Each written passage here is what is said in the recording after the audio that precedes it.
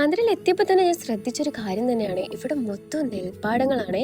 നല്ല അടിപൊളി പാടങ്ങൾ, എന്താ പറയുക, ചുറ്റും ബിൽഡിങ്സ്, വലിയ വലിയ കമ്പനീസ് കാര്യങ്ങൾ, അതേപോലെ തന്നെ നെൽപ്പാടങ്ങൾ, കൃഷി.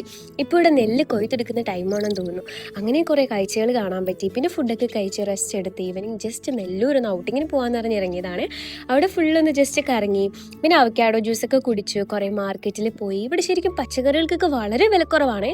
അങ്ങനെ അതൊക്കെ കണ്ടു, പല ആൾക്കാരെ കണ്ടു, നിറയെ പൂക്കടകൾ, പിന്നെ അതേപോലെ നിറയെ അമ്പലങ്ങൾ.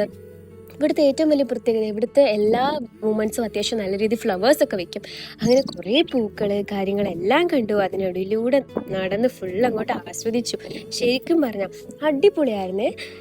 പിന്നെ കുറേ നടന്നപ്പോൾ അതാ കുറേ ബൊമ്മക്കുട്ടികൾ, പിന്നെ അതിനെയും കണ്ടു. തിരിച്ച് വരുന്ന വഴിക്ക് നേരെ ഒരു റെസ്റ്റോറൻറ്റിൽ കയറിയിട്ട്, ഇവിടെ ഫുള്ള് ധാബാസാണ്. അങ്ങനെ ഒരു ധാബയിൽ കയറിയിട്ട് കുറച്ച് ഫുഡൊക്കെ കഴിച്ചു.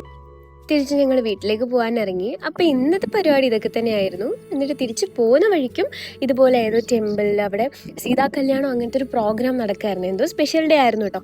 അതും കുറച്ച് നേരം കണ്ടിട്ട് അങ്ങനെ നേരെ റൂമിലേക്ക് പോയി. അപ്പോൾ അത്രയുള്ളൂ, ബൈ.